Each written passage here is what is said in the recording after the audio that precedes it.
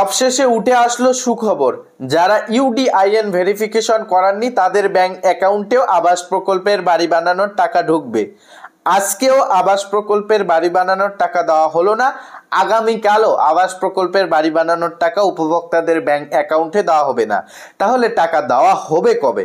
ইতিমধ্যে মুখ্যমন্ত্রীর ঘোষণা মতো 15 তারিখ থেকে নিয়ে 30শে ডিসেম্বরের মধ্যে প্রকৃত উপভোক্তাদের ব্যাংক অ্যাকাউন্টে টাকা পাঠানো হবে বলে খবর।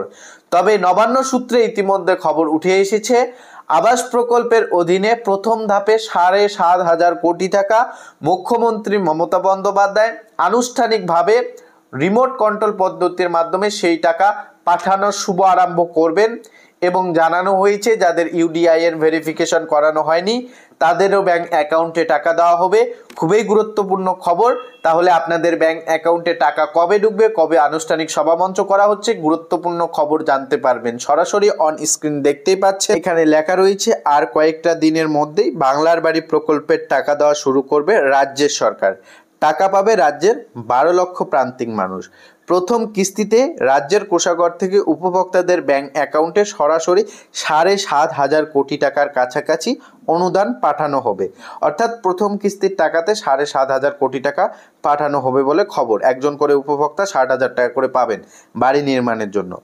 দীর্ঘদিন কেন্দ্র বাংলার মানুষের এই ন্যায্য প্রাপ্য না দেওয়ায় প্রান্তিক মানুষের মাথায় পাকা ছাদ নিশ্চিত করতে রাজ্যের সরকার এই টাকা দেবে বলে ঘোষণা করেছেন মুখ্যমন্ত্রী মমতা বন্দ্যোপাধ্যায়। ইতিমধ্যে এই প্রকল্পের নাম বাংলার বাড়ি হবে বলেও জানিয়েছেন তিনি। এখানে দেখতে পাচ্ছেন বলা রয়েছে, যেহেতু মুখ্যমন্ত্রীর মানবিক উদ্যোগেই বাংলার এত সংখ্যক মানুষ পাকা বাড়ি পেতে চলেছেন, সেই কারণে তার হাত দিয়েই সরাসরি উপভোক্তাদের ব্যাংক অ্যাকাউন্টে টাকা পাঠানোর প্রক্রিয়া শুভ আরম্ভ চায় রাজ্যের পঞ্চায়েত দপ্তর। এই মর্মে মুখ্যমন্ত্রীর কাছে আর্জি অনুরোধ জানানো হয়েছে বলে নবান্ন সূত্রে খবর। আগামী সপ্তাহের গোড়ার দিকে মুখ্যমন্ত্রী উপভোক্তাদের ব্যাংক অ্যাকাউন্টে টাকা পাঠানোর প্রক্রিয়া শুরু করবে বলে জানা গিয়েছে। সূত্রের খবর সব ঠিক থাকলে রাজ্য স্তরে এই অনুষ্ঠান হবে কলকাতায়। নবান্নের সভাঘরেও সেটি হতে পারে, যেখান থেকে এক ক্লিকে উপভোক্তাদের ব্যাংক অ্যাকাউন্টে টাকা পাঠাবে মুখ্যমন্ত্রী। এখানে বলা রয়েছে, ইতিমধ্যে আবাস প্রকল্পের প্রথম কিস্তির টাকা পাঠানোর শুভ আরম্ভ মুখ্যমন্ত্রী মমতা বন্দ্যোপাধ্যায় কোনো একটি আনুষ্ঠানিক সভামঞ্চে উপস্থিত থাকবেন, সেখান থেকে টাকা রিলিজ করা হবে বা শুভ আরম্ভ করা হবে।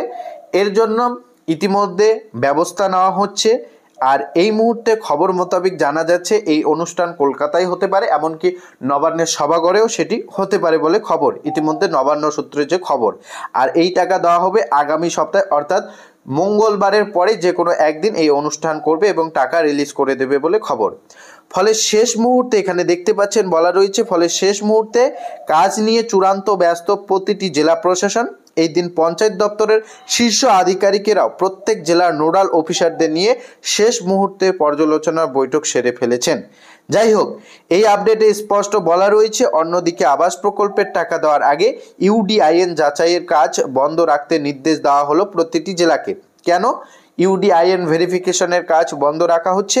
সম্ভাব্য উপভোক্তাদের ইউডিআইএন যাচাইয়ের জন্য ডাকতে নিষেধ করা হয়েছে, তবে এর কারণ কোনোভাবেই উপভোক্তাদের ব্যাংক অ্যাকাউন্টে সরাসরি টাকা পাঠানো বিঘ্নত হবে না, অর্থাৎ উপভোক্তাদের ব্যাংক অ্যাকাউন্টে টাকা আসতে কোনো রকম সমস্যা হবে না। নির্দিষ্ট সময়ের মধ্যে তাদের ব্যাংক অ্যাকাউন্টে প্রথম কিস্তির টাকা পৌঁছে যাবে বলে আশ্বস্ত করা হয়েছে রাজ্যের তরফে। নির্দিষ্ট উপভোক্তা ছাড়া অন্য কোনো ব্যক্তির অ্যাকাউন্টে টাকা চলে যাওয়ার ঘটনা এড়াতে ইউডিআইএন যাচাই অতিরিক্ত সুরক্ষা ব্যবস্থা চালু করেছিল রাজ্য, যার জন্য ব্যবহার করা হচ্ছিল একেবারে একটি পৃথক পোর্টাল, যা ব্যবহার করে যাচাইয়ের কাজ চালাতে যথেষ্ট অসুবিধার সম্মুখীন হতে হয়েছিল জেলা প্রশাসনকে। এখন টাকা ছাড়ার ক্ষেত্রে এই ইউডিআইএন যাচাই একেবারে বাধ্যতামূলক নয় বলে রাজ্যের প্রতিটি জেলা প্রশাসনকে জানিয়ে দেওয়া হয়েছে বলে খবর। সূত্রের খবর, তবে বাকি কাজ চলবে স্বাভাবিক ছন্দেই। এখানে স্পষ্ট বলা রয়েছে, যাদের ইউডিআইএন ভেরিফিকেশন হয়নি তারা চিন্তিত হবেন না, তারা প্রত্যেককেই টাকা পাবেন। ইতিমধ্যে ইউডিআইএন ভেরিফিকেশন বাধ্যতামূলক না, অর্থাৎ আপনাদের যদি এলিজিবল লিস্টে নাম থাকে আপনারা বাড়ি বানানোর টাকা পাবেন।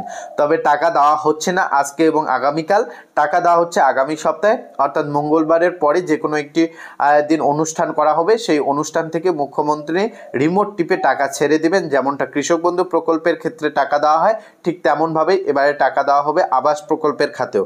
কাজেই আপনারা চিন্তিত হবেন না, টাকা খুব শীঘ্রই চলে আসবে।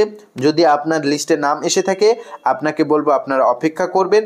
এটি আপডেট জানানো ছিল। আপডেটটি ভালো লাগলে চ্যানেলটিকে সাবস্ক্রাইব করে ভিডিওটিতে লাইক করে দিবেন। এ নিয়ে নতুন কোনো খবর প্রকাশিত পেলে আমরাই আপনাদের প্রথম আপডেট জানানোর চেষ্টা করব।